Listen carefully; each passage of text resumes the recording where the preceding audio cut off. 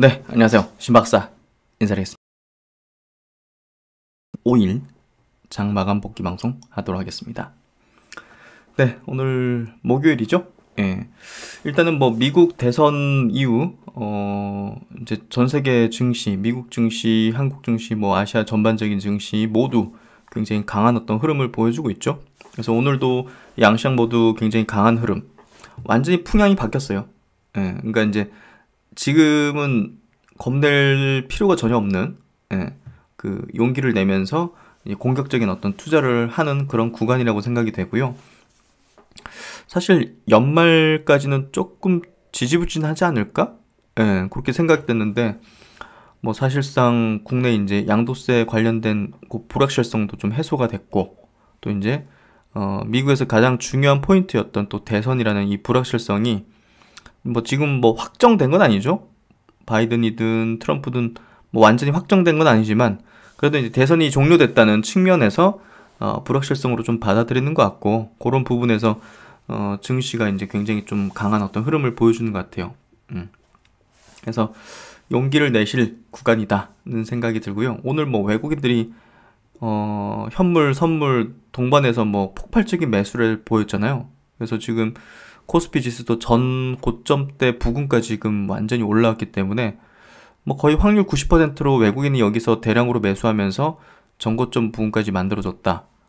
뭐 곧 돌파가 뭐 기정사실화되는 흐름일 것 같고요. 대세 상승 흐름이 다시 복귀하면서 그걸 주도하는 게 또 성장 주도주잖아요. 그렇기 때문에 대세 상승 국면에 대한 뭐 제 전략은 계속 유효하고 뭐 조정 받을 때도 계속 강조드렸지 않습니까? 그래서 계속 그쪽으로 밀어붙이면 될 것 같아요. 그래서 어제 같은 경우는 미국 시장에서 그 헬스케어 업종이 엄청났죠. 어마어마하게 상승, 폭등했죠. 제가 이게 폭등이라는 표현을 쓰려면 정말 어마어마한 상승이 이루어져야 되는데 업종 자체가 완전히 그냥 뭐 바이오제는 40% 뭐 일라이 릴리 같은 경우는 15%인가? 정말 폭등했는데 이따가 이제 한번 체크해 드리도록 할게요. 그래서 지금 바이든 쪽으로 많이 기우는 것 같은데요. 거의 뭐 바이든이 되는 걸로 보면 될 것 같기도 하고 미국 대선 이후 이제 바이든은 뭐 오바마 행정부 시절에 이제 부대통령이었죠. 그래서 오바마 케어에 대해서 잘 알고 있고 이쪽으로 이제 그 정책을 이제 밀어붙이기 때문에 어제 요 영향이 아니었을까 하는 생각이 들어요. 바이든이 이제 승기를 잡았다는 그런 시장의 분위기가 형성되면서 오바마 케어에 관련된 사실 트럼프가 2016년 말부터 2017년 집권하면서부터 제약바이오 업종은 별로 안 좋았어요. 약간 인하 정책을 펴긴 하지만 그게 사실상 뭐 다른 미국 이외의 국가들의 약가랑 비슷하게 맞춘다는 그런 어떤 정책이었기 때문에 사실 그렇게 이제 제약바이오 업종에 좋은 어떤 흐름은 아니었죠. 그래서 그런 부분들이 좀 억눌리는 심리를 보여줬고 그 가운데 이제 기술주들은 엄청나게 폭등했죠. 세금 줄여주고 막 하면서. 근데 이제 지금 바이든이 이제 승기를 잡았다는 어떤 분위기가 형성되니까 그동안 눌려 있었던 어떻게 보면 사실 기술주가 몇 배씩 오를 때 이 제약바이오 업종은 별로 못 올랐죠. 헬스케어 업종은 옆으로 긴 종목도 많고. 그래서 어제 그냥 억눌린 그 심리가 완전히 그냥 이쪽에 막 쏟아부으면서 폭등한 것 같고요. 하루짜리 폭등은 아니라고 봐요. 하루짜리 상승은 아니라고 봐요. 그렇기 때문에 이런 분위기가 이제 국내 시장에도 좀 전달되면서 아마 다시금 제약바이오 업종이 큰 어떤 시세 분출을 이제 시작하게 될 것 같고요. 종목별로 보면 이제 그런 흐름들이 이제 감지돼요. 그래서 이제 오바마 케어가 부활하면 이제 셀트론 그룹엔 상당히 긍정적인 어떤 이유들이 있는데요. 그거 한번 체크 한번 해드리도록 하겠습니다.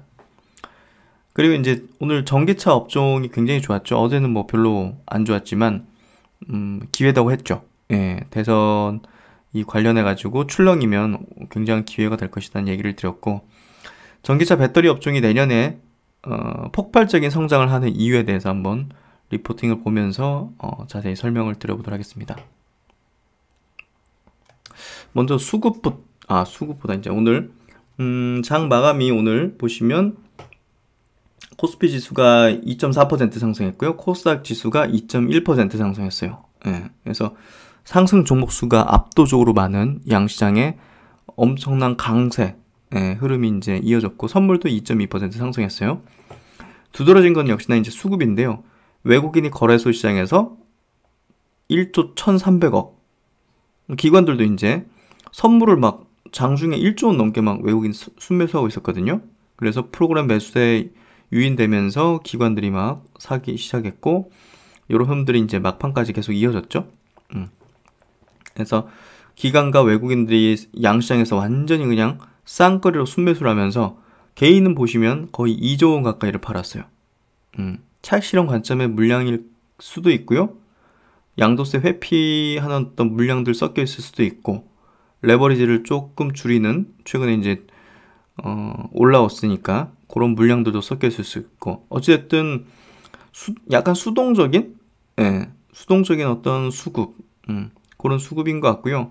어쨌든 지금 지수 한번 볼게요. 지수 여기 위치에서 외국인들이 대량 매수하면서 개인들 물량을 가져가면서 여기까지 올렸다는 것 자체는 이거 굉장히 좀 추세적인 어떤 흐름일 것 같아요. 그래서 전고점이 여기죠. 전고점 부근을 제가 볼 때는 무난하게 돌파를 하게 된다고 생각해요. 이거는 뭐 확률 한 8, 9% 이상?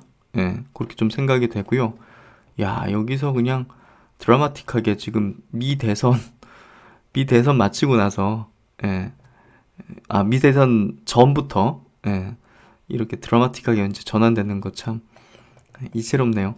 지난 금요일만 하더라도 굉장히 절망적인 분위기였잖아요. 야, 외국인들이 조 단위로 막, 야, 이거 뭐 있는 거 아니야? 이런 식으로. 그래서 그때 뭐 MSCI 관련된 그 내용이었던 거죠, 결국은. 그 뒤로 뭐 그냥 완전 바뀐 거죠. 수급은 한순간에 바뀔 수 있어요. 그러니까 이 프로그램성 어떤 수급적인 이벤트는 사실상 대세에 영향을 미치는 부분이 아니에요. 그래서 지금 코스피는 완벽하게 지금 전고점 부근까지 올려놨다. 돌파 가능성은 한 8, 90% 이상 높다. 그렇게 좀 저는 해석을 하고 있고요. 코스닥 지수는 지금 현재 코스피 지수보다는 좀 약세죠. 그러니까 탄력이 좀 강하진 않죠. 하지만 뭐 따라잡을 걸로 생각이 되고요. 일단은 뭐 여기 보시면 21선, 오늘은 61선까지 돌파를 했죠. 점진적으로 올리면서 올라오면, 이것도 이제 역시나 이제 전고점대를 돌파할 때마다 수급이 더 붙게 되고 거래대금이 더 붙게 될 것 같아요.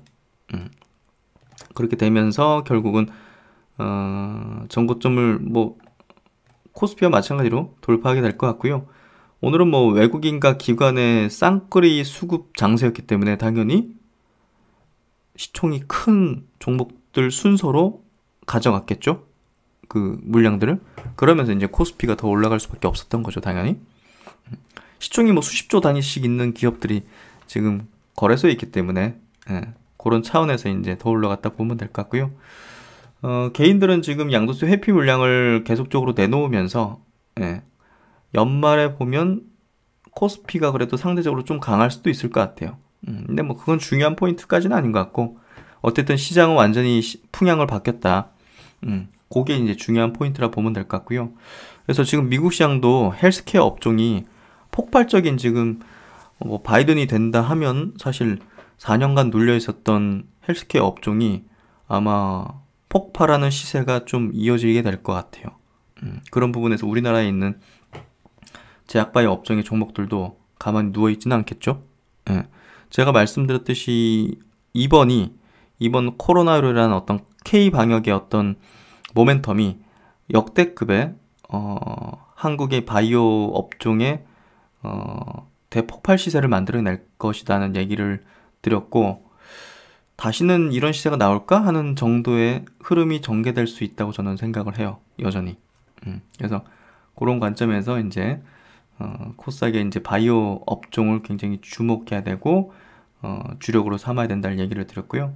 뭐 2차전지 관련 업종도 마찬가지죠. 내년도 더 폭발적인 시세를 낼 수밖에 없는 그런 어떤 내용들이 있기 때문에 뭐 장기 투자지만 내년도를 내다볼 때도 가장 유망한 업종 중에 하나다. 그리고 이제 오늘 5G 업종이 장 초반부터 굉장히 약세로 출발했어요. 예. 바이든 뭐 사실 그게 바이든이 되든 뭐 트럼프 되든 상관 있나요? 예. 근데 시장에서는 뭐 그렇게 됐던 것 같고, 어쨌든 오늘 장 초반 시작하자마자 뭐죠? 예, KMW 이런 것도 막 2, 3%씩 빠지고, 예, 이노아이리스도 마찬가지로 5%까지 빠졌었어요. 근데 지금 보시면 다 양봉으로 전환되고, 뭐 이노아이리스도 지금 마이너스 1% 정도로 마감됐죠. 그러니까 다 올라왔어요. 예, 그러니까 시세 매몰되면 이런 게 보이지 않죠. 아, 5G, 2차 전지, 바이오시밀러 좋은데, 예, 흔들리지 않죠. 예, 그 이유를 명확하게 알면 실적의 방향성, 성장성, 지금 어떤 시대 정신에 들어맞는 부분들, 그런 부분들을 명확히 이해하고 제가 이제 해드리고 싶은 역할이 그런 거예요. 그런 것들을 시세가 변동할 때마다 망각하게 되거든요. 그러면서 어느 순간에 그냥 손을 놔버려요. 아니, LG화학도 그렇고 삼성 SDI도 그렇고 얼마나 좋은 종목이요. 이거 뭐 계속 가져가면 되지. 계속이 아니라 원하는 시세가 나올 때까지 가져가면 되는데, 시장에서 제 가치를 인정받을 때까지 가져가면 되는데, 그 전에까지 들고 가는 사람은 100명 중에서 한 10명 내외 정도밖에 안 돼요. 무슨 얘기인지 아시겠죠? 셀트리온 지금 이렇게 10배 이상 올라올 동안, 10년 동안 들고 있는 사람이 몇 명이 되겠어요? 이건 100명 중에 한두 명밖에 없었을 거예요. 그렇죠? 그러니까 최근 5년 동안 계속 홀딩할 수 있었던 사람은 또 100명 중에 10명 내외에 있었을 거고. 예, 무슨 얘기 아시겠죠? 중장기적으로 성장성이 뚜렷한 종목을 장기적으로 계속 가져가면서 복리를 누리는 그 투자자는 아주 극소수밖에 안 돼요. 그렇기 때문에 그런 사람들은 굉장히 대단하고, 셀트론을 5년, 10년 들고 있는 분들은 정말 대단하신 분들이에요. 예. 그러니까 LG화학, 삼성 SDI, 2차 전지 관련 종목들도 4, 5년씩 들고 가면서 장기 투자를 하면서 10배, 20배를 벌고 있는 사람들은 정말 대단한 사람들이에요. 주식시장에서 큰 돈 버는 사람들은 그런 사람들이더라고요. 샀다 팔았다 하면서 그거는 이제 한때 벌기도 하고 큰 돈을 벌지 못해요, 사실은. 그리고 이제 그거 언제까지 그렇게 할 수 있겠습니까? 내가 50살, 60살, 70살, 80살 되는데 주식을 그렇게 할 수 있을 것 같아요? 안 된단 말이에요. 저도 이제 그런 방식의 투자를 많이 했는데 지금 현재 메인 투자는 그런 방식으로 안 한단 말이에요. 그러니까 대부분의 자금을 그런 방식으로 하는 게 아니라 일부의 자금은 단기적인 어떤 투자를 하지만 대부분의 자금의 투자는 중장기의 성장주를 장기 보유하는 방식으로 나가겠다는 거예요. 그게 큰 돈 버는 거예요. 그래서 그런 부분에서 말씀드리는 거고, 흔들리지 않기 위해서는 그 업종을 누구보다 잘 알아야 되고 이해해야 되고, 그리고 항상 계속 추적해야 돼요. 예, 계속 추적해야 돼요. 아니 진짜 뭐 예를 들어서 내가 투자한 기업이 한 2년 뒤에는 정말 뭐 도태될 수도 있는 거잖아요. 진짜 세상을 모르는 것처럼. 그렇기 때문에 그런 기업은 그런 어떤 기미가 보이기 전에 털어내야겠죠, 당연히. 그러니까 장기 투자는 그냥 이 종목 사가지고 그냥 무작정 홀딩하고 가져가는 게 아니라 매일마다 관리해줘야 돼요. 예. 그리고 그러니까 뭔가 큰 어떤 변화가 발생하기 시작하는 그런 어떤 조짐들을 포착하기 위해서 항상 관리를 해나가면서 가져가는 거지. 그냥 뭐 사놓고 그냥 냅둬 버린다, 이건 아니거든요, 사실. 뭐 과거에 뭐 사실 뭐 현대중공업, 뭐 현대차, 현대건설, 뭐 이런 것들 그 당시만 해도 뭐 성장주였겠죠. 안 그렇습니까? 근데 그거 뭐 주구장창 지금까지 들고 갔다면 어떻게 되겠어요? 그래서 그런 어떤 시세 정신이 부합됐는지 여부를 계속적으로 확인하고, 실적의 추이를 계속 확인하고, 그 실적이 무너지기 전에는 당연히 매일마다 분석하고 있었다면 감지했겠죠. 예.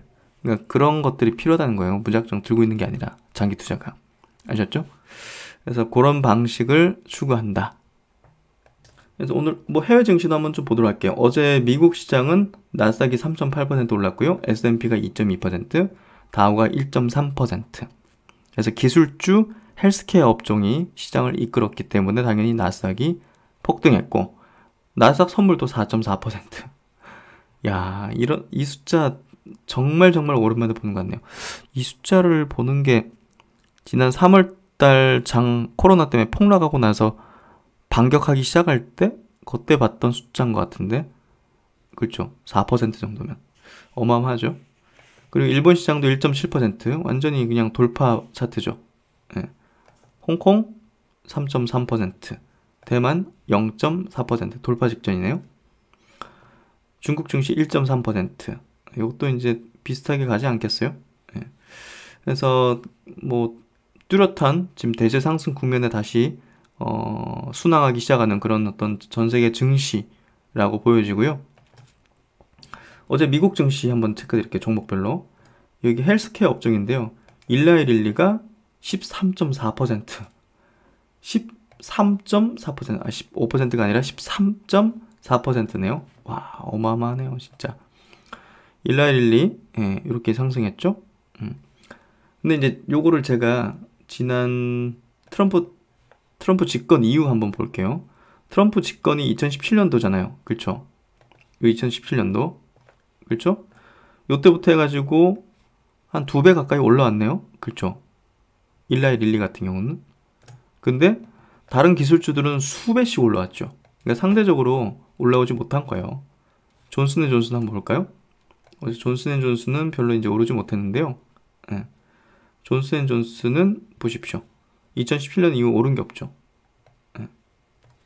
그리고 이제 브루스톨 마이어스킵 BMS, 예. BMS 같은 경우도 2017년 이후 오른 게 없죠. 옆으로 기었죠. 보세요. 기술주랑 완전 다르죠. 화이자 트럼프 집권 이후 보십시오. 오른 게 없죠. 예. 그러니까 눌려있던 어떤 심리가 바이든이 집권하게 되면 이 헬스케어 업종 자체가 완전히 풍향이 바뀌는 것 같아요. 예. 그러니까 뭐 셀트리온 그룹이나 이런 거는 뭐 바이든 되든 트럼프 되든 뭐 큰 영향까지 받는 건 아니라고 봐요. 바이든 되면 조금 유리한 면이 있어요. 이따가 설명드리겠지만. 근데 이제 미국에 있는 이 헬스케어 업종 자체가 와우, 완전히 그냥, 예, 트럼프 집권하면서는 기술주가 완전히 주도하고 헬스케어 업종은 눌려 있었던 걸 확실히 볼 수가 있죠. 노바티스도 마찬가지로, 노보노디스크, 길리어드, 그렇죠? 눌려 있었죠. 바이오젠 이번에 뭐 아두카누밥 치매 치료제가 이제 FDA에서 굉장히 긍정적으로 이제 의견을 주면서 승인 가능성이 좀 높아지고 있죠. 이것도 보시면 뭐 지금 트럼프 집권 이후에 옆으로만 기었죠. 리제론도 마찬가지로 트럼프 집권 이후에는 옆으로 기었죠. 머커는 이제 키트로다 때문에 조금 올랐죠. 그래도 많이 오른 게 아니에요. 사실은 기술주들 뭐 대여섯 배씩 올랐는데, 테바 같은 경우는 뭐 떨어졌네요. 예. 에브비 같은 경우도 옆으로 기었네요. 예. 그 자가면역 질환 치료제, 예, 블록버스터 갖고 있는 에브비 옆으로 기었죠. 그러니까 이제 대부분 그래요. 유나이티드 헬스케어는 이 사보험사잖아요. 세계 이제 미국 최대. 예. 이건 좀 올랐네요. 그래서 결국은 그 미국 시장에서 헬스케어 업종이 눌려 있었어요. 트럼프 집권 기간 동안은. 예. 근데 바이든이 집권하면 이런 쪽으로 이제 훈풍이 불 수 있다는 오바마 케어 자체가, 예, 이 기업들은 이제 우호적인 어떤 환경을 제공할 것이다. 그렇게 좀 시장은 받아들이는 것 같아요. 그리고 기술주도 꽤 많이 올랐어요. 애플도 4%, 마이크로소프트도 4.8%, 아마존도 6%, 예, 페이스북 8.3%, 구글 알파벳도 6% 정도. 그렇죠? 예. 테슬라는 이제 조금 밀렸네요. 그래서 지금 보시면 뭐 상원 쪽은 공화당이 잡았고 하원 쪽이 민주당이고, 그러니까 그 세금을 이제 올리는 부분에 있어가지고 원활치 않을 것이다, 이런 어떤 의견 때문에 기술주가 이제 세금에 민감하게 반응하잖아요. 예, 그런 부분에서 아무래도 기술주가 조금 안도하는 식으로 좀 반응했던 것 같아요. 그러니까 바이든이든 트럼프든 상관없이, 예, 전부 다 민주당 계열이 아니면 일단은 그 법인세 인하시키는 부분이 원활치 않을 거다, 이런 어떤 분위기가 형성되는 것 같아요. 그래서 기술주하고 헬스케어 업종이 완전히 어제 미국 시장을 주도하는 그런 흐름이 전개됐고요. 우리나라 시장에서도 어제 같은 경우는 뭐 네이버 카카오가 주도했고, 오늘 같은 경우는 오늘은 또 이제 뭐 바이오는 뭐 어제도 그렇고 오늘도 주도를 했고, 이제 2차 전지까지 가세하면서 굉장히 좋은 어떤 흐름을 보여주고 있죠. 그래서 이제 코스닥 제약업종 지수 월봉 차트인데요. 예, 요거 이제 여기서 지금 세 달 정도, 예, 조정 흐름을 보잖아요. 뭐 네 달이라 칠 수도 있겠네요. 그래서 코스닥 제약업종 지수가 저는 요거를 돌파할 거다. 예, 2018년도 고점 때 여기를 돌파를 할 것이다는, 예, 얘기를 했는데, 이렇게 된다고 저는 생각해요. 예, 그게 이제 시총 상위주들, 삼성바이오, 셀트리온 그룹주, 이게 움직이지 않으면 이게 돌파가 안 되거든요. 예, 그러니까 이제 코스닥 제약 업종인데 그 종목들이 움직여야지 밑에 있는 종목들이 수천억에서 이제 몇 조 원의 이제 1, 2조 상간의 어떤 종목들이 움직일 수 있는 그 분위기가 형성되는 거거든요. 그래서 삼성바이오가 셀트리온이 꽤나 많이 쉬었잖아요. 꽤나 많이 쉬었는데 지금 움직이죠. 바닥에서. 오늘 뭐 삼성바이오 미쳤죠. 완전히 시세가. 예. 그러면서 이제 분위기를 환기시키잖아요. 지금. 뭐 오스코텍 같은 것도 움직이고 오늘 뭐 시젠도 움직였고. 예. 그래서 결국은 요거가 이렇게, 예, 역사적 신고점의 제약업종 지수가 형성될 거라는 생각을 하고 있고요. 코스피 200 헬스케어 업종 자체도 여기서 꽤나 조정을 받았다가 와우 12.9%의 주간 차트 상승의 어떤 모습을 보여주고 있습니다. 그래서 이 헬스케어 업종 자체가 저는 연말까지 좀 쉴 거라고 생각했는데 지금 움직이는 건 단순 기술적 반등 차원을 넘어서는 거기 때문에 추세적인 상승으로 좀 복귀했다. 저는 그렇게 좀 생각하고요. 거래소 의약품 업종 지수 차트입니다. 네, 이렇게 흘러가고 있습니다. 그럼 종목별로 한번 체크해 볼게요.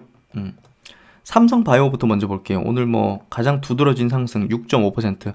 상승은 조금 예견했었어요. 왜냐면 어제 그 바이오젠이 그 같이 이제 협력사죠. 예, 삼성바이오 에피스라는 그 바이오 시밀러사를 같이 거의 뭐 5대5로 이제 비율로 갖고 있는 그 회사죠. 바이오젠. 그 회사가 이제 그 아두카누바이브라는 치매 치료제가 없어요. 지금 우리가 쓰고 있는 그런 치매 치료제는 단순히 일시적으로 완화시키는 어떤 측면이라서 다시 악화가 되거든요. 금방 한 6개월 지나면 금방 악화돼요. 다시.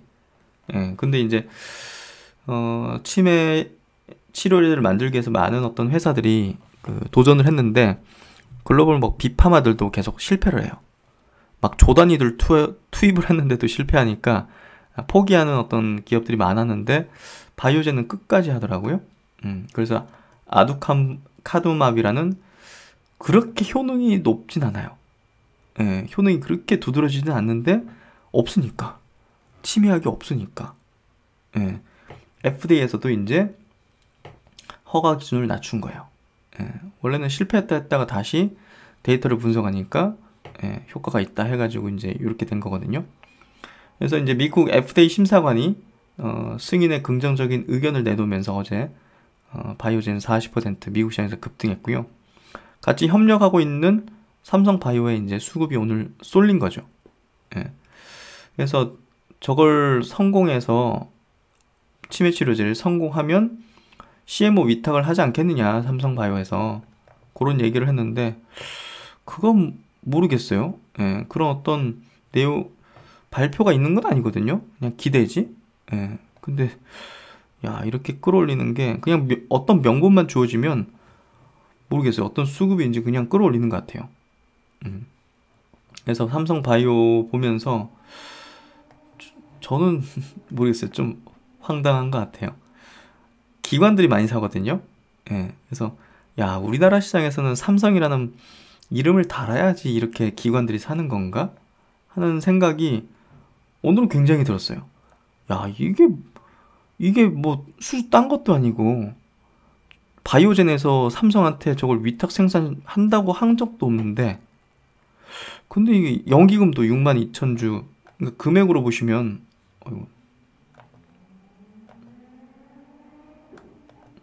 예, 금액으로 보시면 거의 500억이거든요. 오늘 연기금이.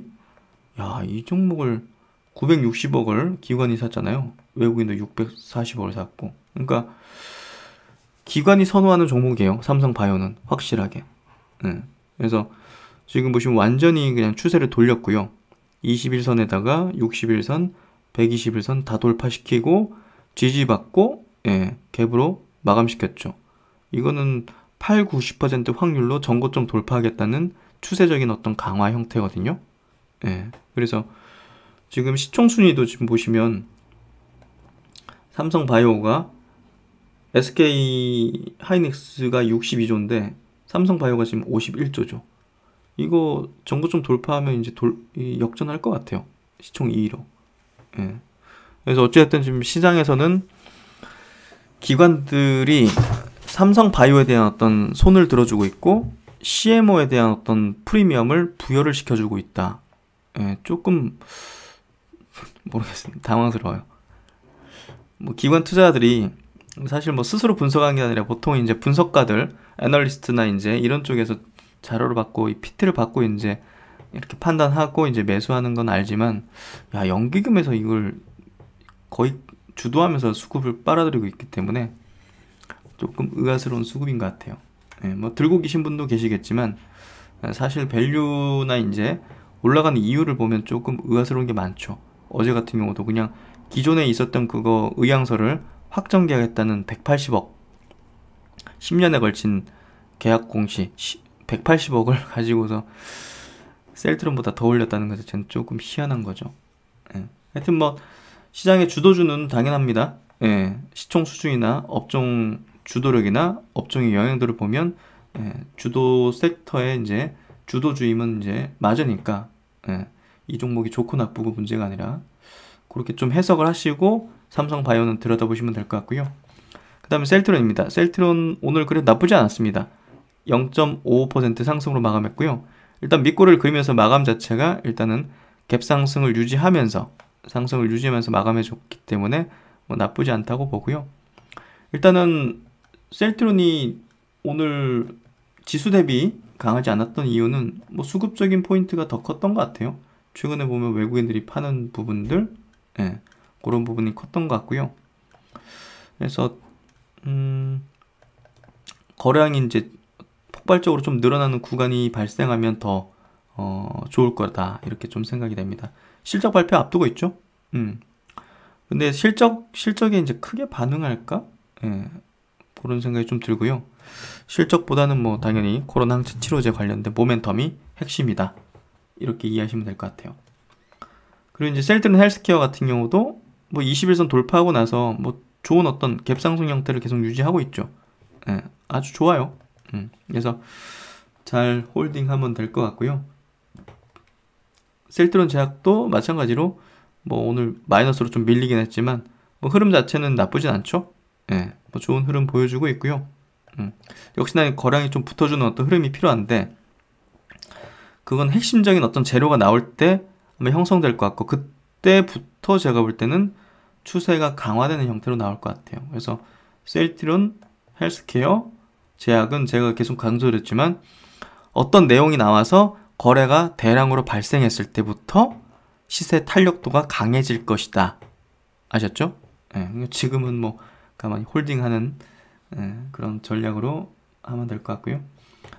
제넥신 같은 경우도 마찬가지로 거래가 발생해야 돼요. 지금은 큰 의미가 있는 시세들은 아니에요. 그냥 보시면 여기 파란색 21선 저항받고 여기서 왔다 갔다 하죠.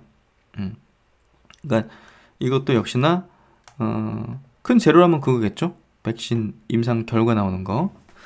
그 내용이 또 이제 거래량을 증폭시킬 수 있는 그런 또 모멘텀, 풍향계를 확 바꿔버릴 수 있는 그런 내용이기 때문에 그 내용이 중요하게 될 것 같아요. 그렇게 보시면 될 것 같고, 녹십자 같은 경우도 녹십자는 다르죠. 녹십자는 제가 이제 설명드렸지만 전고점 부근에서 한 뭐 절반 이 실현 안전하게 말씀드렸고, 나머지는 일단은 그 백신 CMO 그거 받는 부분에 대한 기대감이 증폭되는 구간에서 뭐 예시를 들었죠.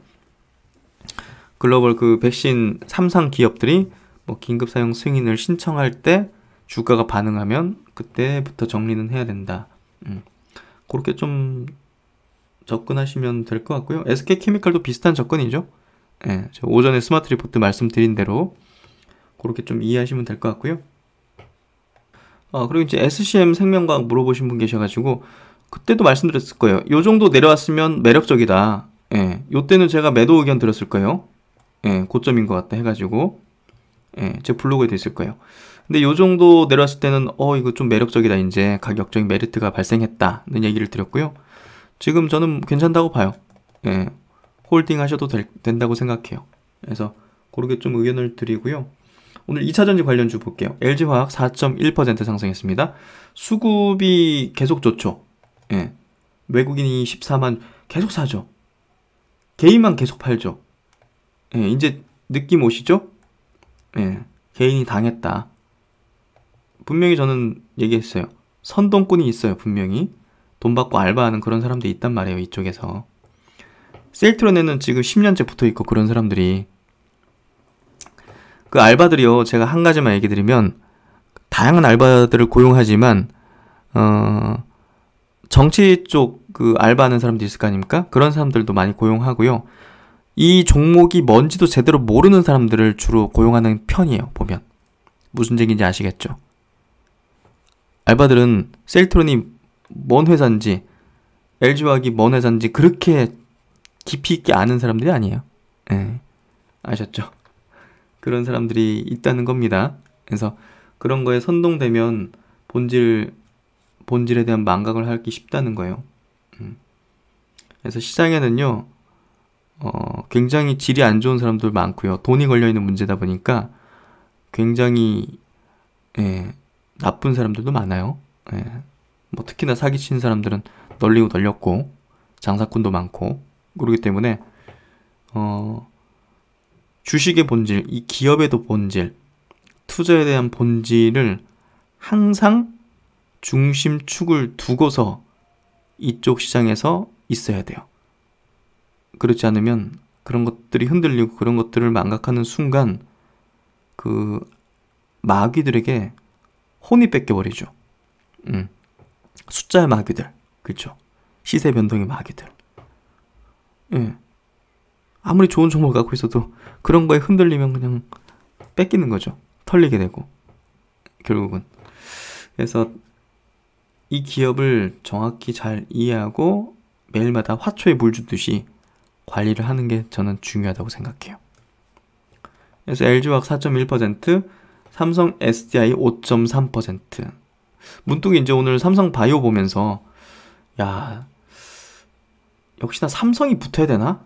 예. 왜냐면 밸류 수준 보면 삼성 SDI가 훨씬 높거든요. LG화학보다. 예. 뭐 LG화학이 뭐 화학 부분이 있어서 그렇다 하지만 뭐 SDI도 이제 전자 디스플레이 쪽으로도 이제 있기 때문에 같이 경기 민감한 섹터예요. 예, 매출액 많이 나오는 쪽이. 근데도 불구하고 밸류가 훨씬 높거든요. SDI가. 예, 삼성이라는 브랜드 자체가 붙는 게 굉장히 중요한 것 같아요. 한국 시장에서는.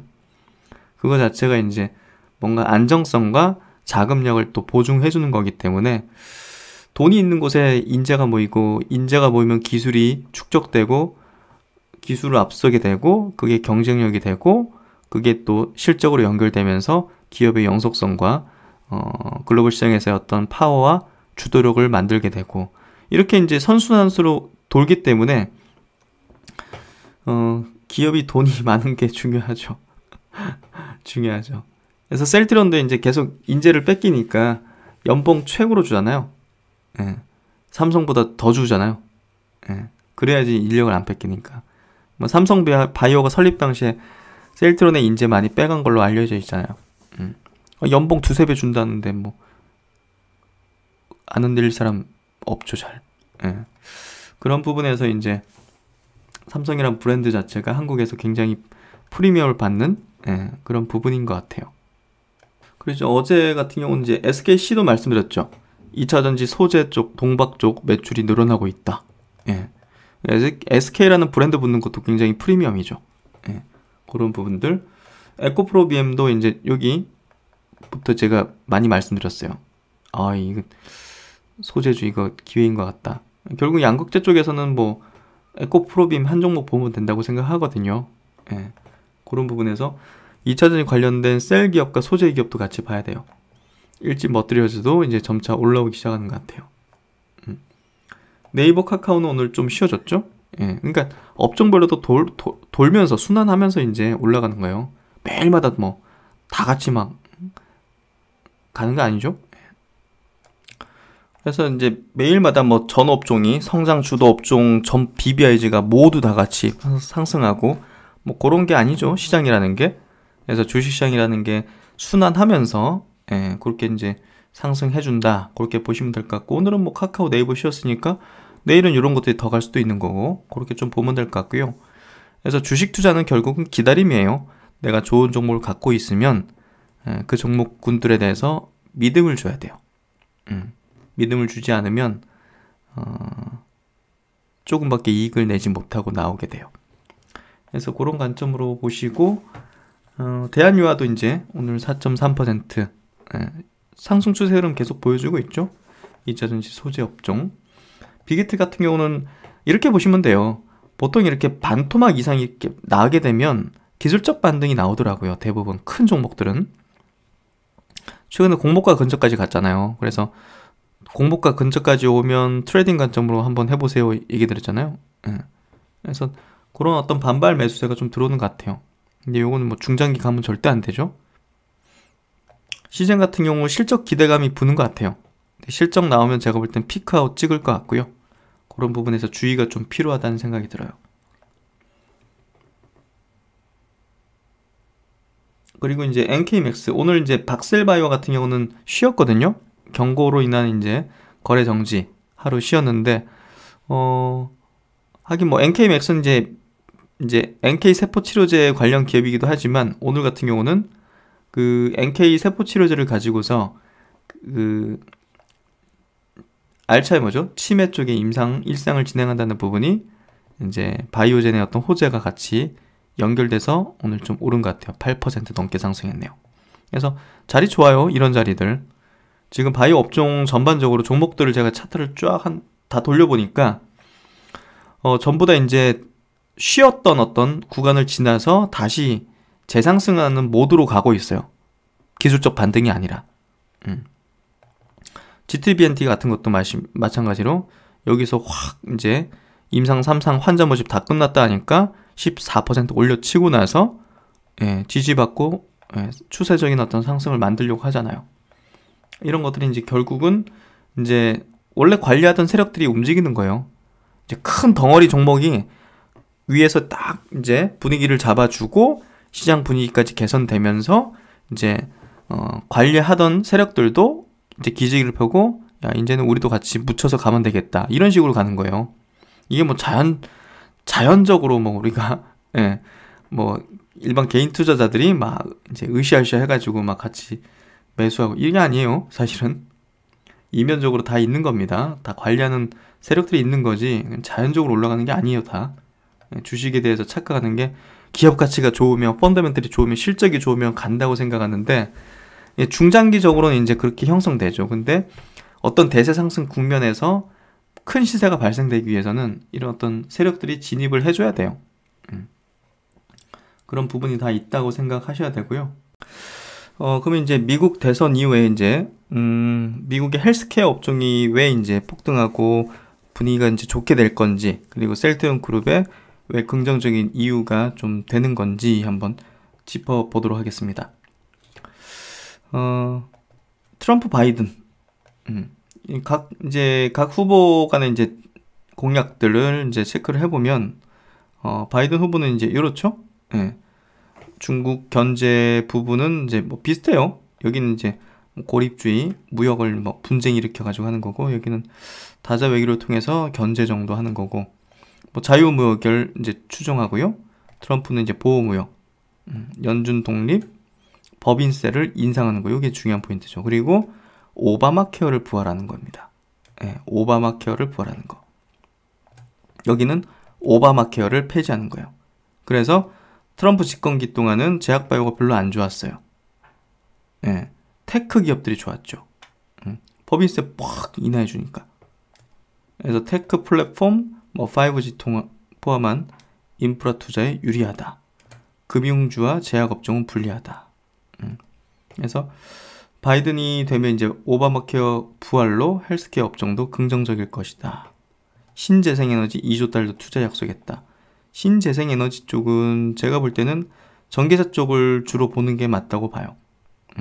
글로벌적인 트렌드 자체가. 그래서 전기차 배터리 쪽, 이쪽으로 굉장히 우호적이고요. 헬스케어 긍정적이고 전기차 배터리 쪽 우호적이고. 그래서 이번에 바이든이 될 가능성이 매우 높다고 보여지고요.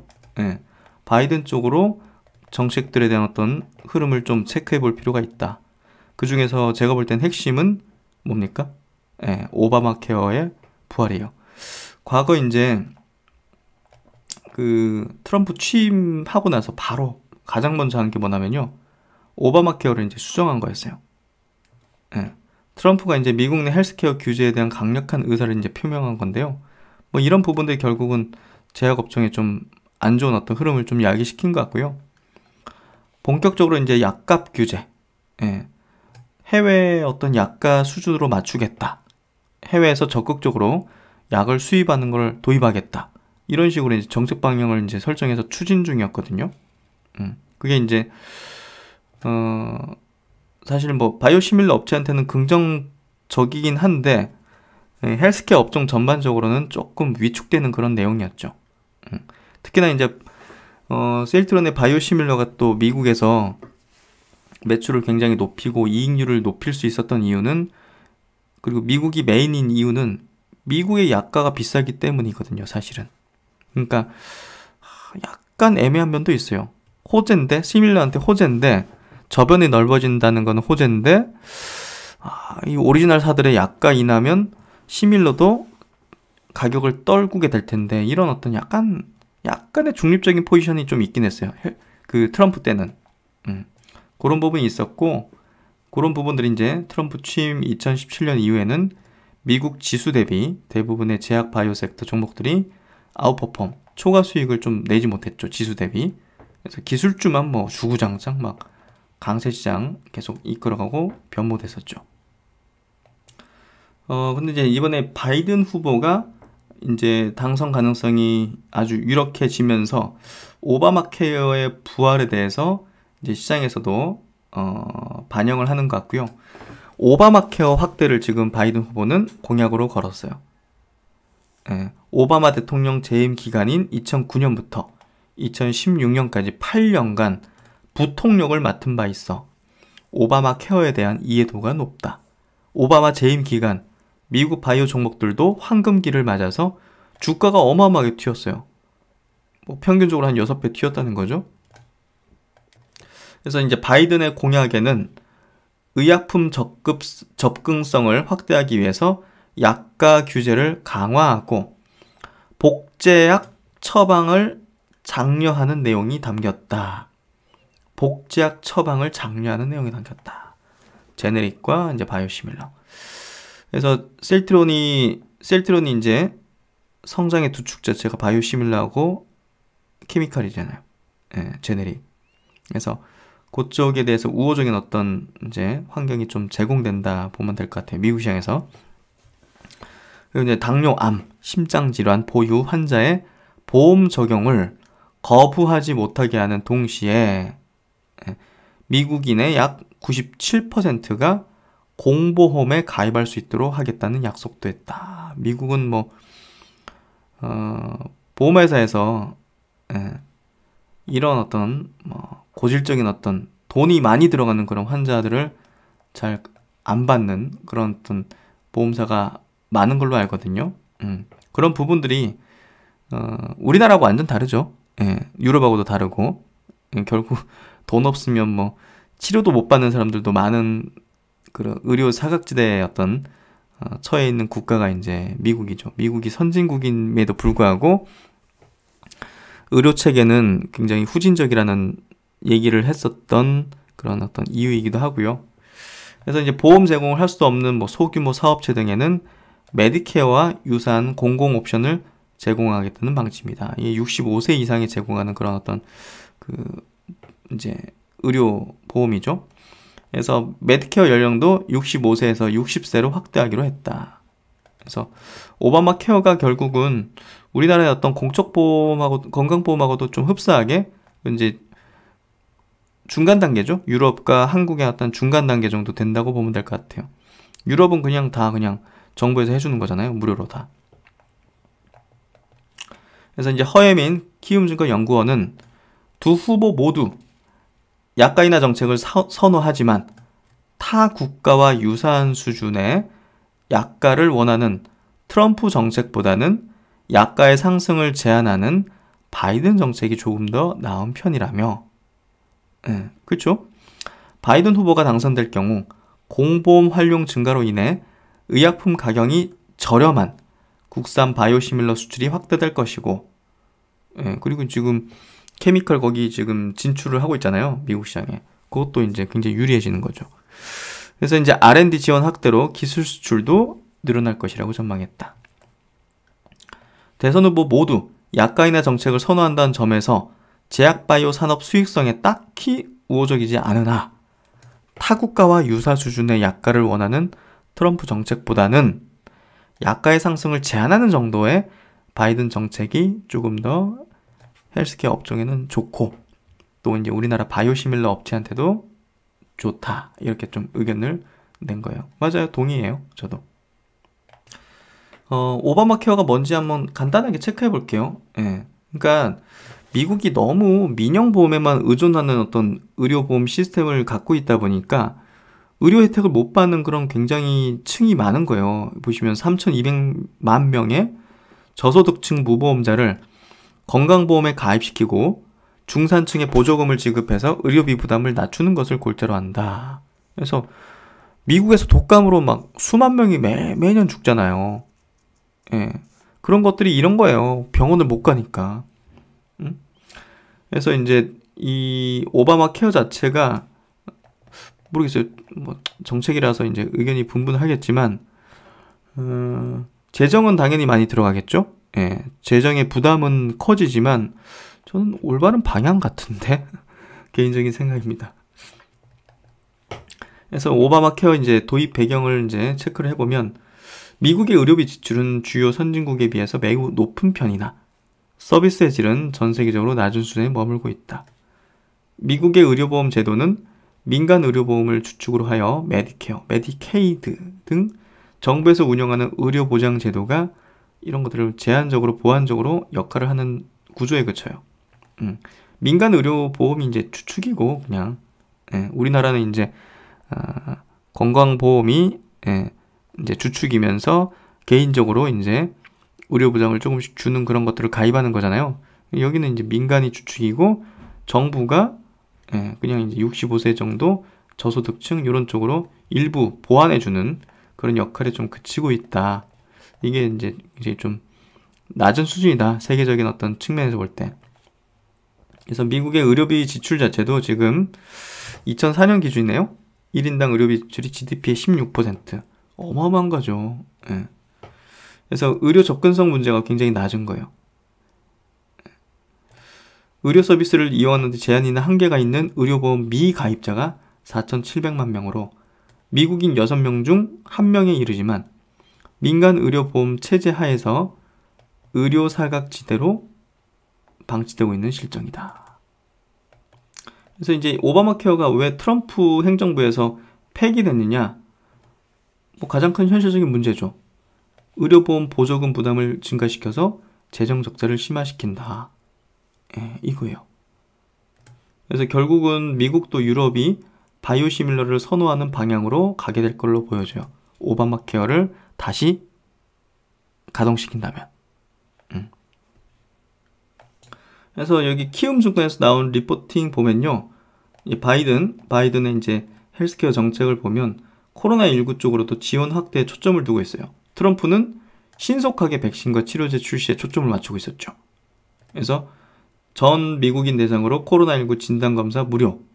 그러니까 이번에 지금 사실 셀트론이 미국에 이제 대량 공급하는 게 이렇게 활용될 수 있는 거고 추가적으로 더 공급 계약을 맺을 가능성도 있다 생각돼요. 그래서 치료 본인 부담금을 없애서 무료로 해주겠다 이거고요. 과학적인 근거가 있는 백신과 치료제 개발을 지원해주겠다. 그래서 진단업체들, 의료보호장비, 의료기기, 마스크 업체에 긍정적이다. 이렇게 좀 볼 수가 있고요.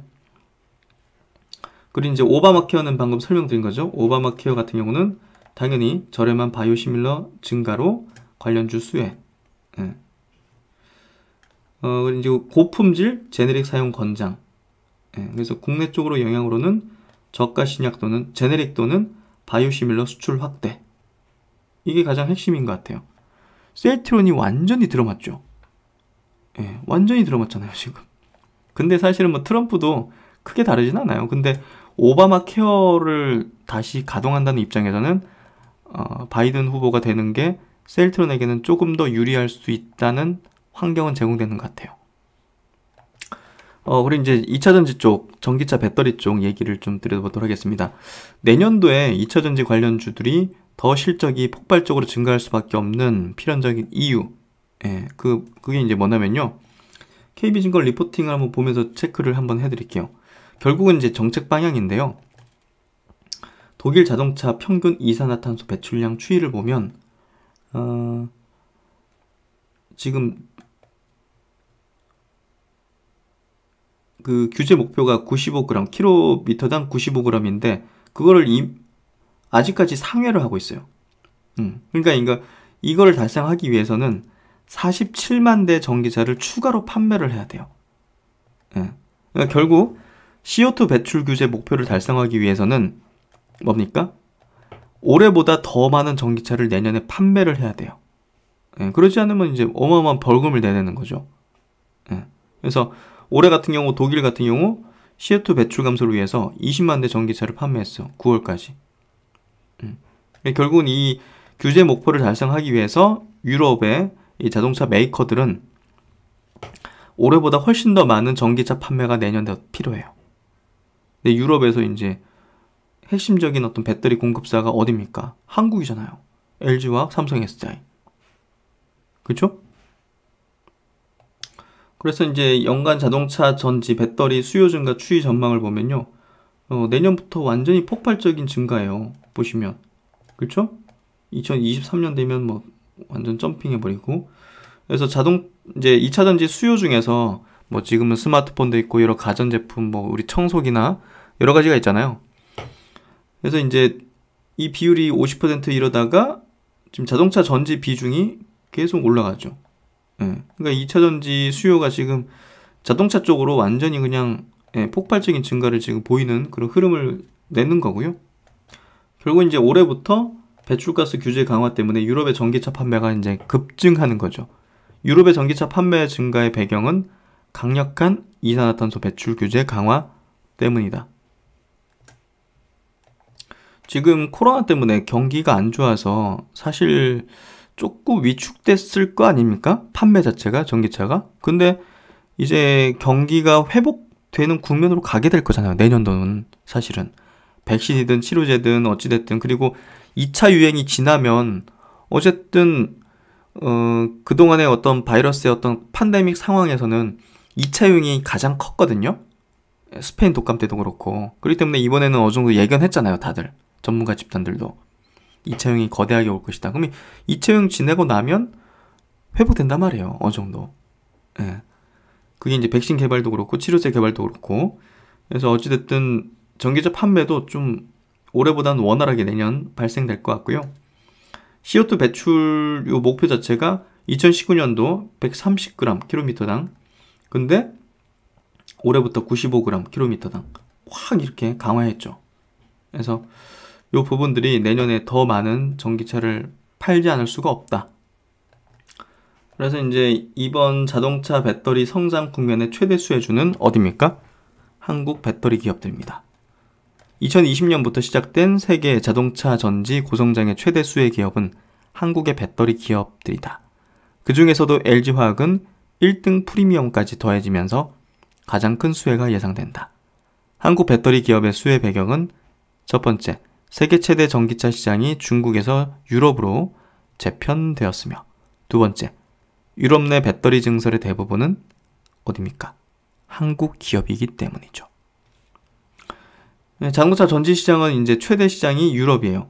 유럽으로 바뀌고 있어요. 중국에서. 그래서 유럽의 포지션을 갖고 있는 한국 기업이 최대 수혜를 받고 있는 거라 보시면 될 것 같고요. 2019년까지 세계 최대 전기차 시장은 중국이었다. 강력한 보조금을 바탕으로 2015년 이후 전기차 성장률이 가장 큰 국가였다. 그러나 2019년 중국 전기차 판매량은 2018년 대비 1.3% 성장에 그쳤다. 내수 시장이 이미 포화 상태로서 보조금만으로는 전기차 성장이 둔화될 수밖에 없는 상황인 것이다. 그러나 2020년 유럽의 전기차 판매량은 102만 대로서 중국을 상회할 전망이다. 유럽 시장이 이제 가장 큰 전기차 시장이 된다는 의미다. 중국 전기차 시장에서 한국의 배터리 기업은 거의 활용되지 못하였다. 그렇죠. 엄청나게 견제 심했잖아요. 보조금 막 안 주고. 그래서 그러나 이제 유럽은 다르죠. LG화학은 2016년부터 유럽에 배터리 공장 투자를 시작하였고 2018년에는 폴란드 공장이 처음으로 완공되었다. 반면 중국 배터리 기업인 CATL은 2021년 하반기에 15기가와트 규모의 독일 공장을 완공할 예정이다. 결국 뭐 규모나 시기 모든 게 한국 배터리 기업에 뒤처져 있는 거죠. 선점 효과가 중요한데. 그래서 이런 선제적인 투자가 시장 점유율로 폭발적으로 올해부터 나오기 시작해서 LG화학이 1위로 올라섰죠.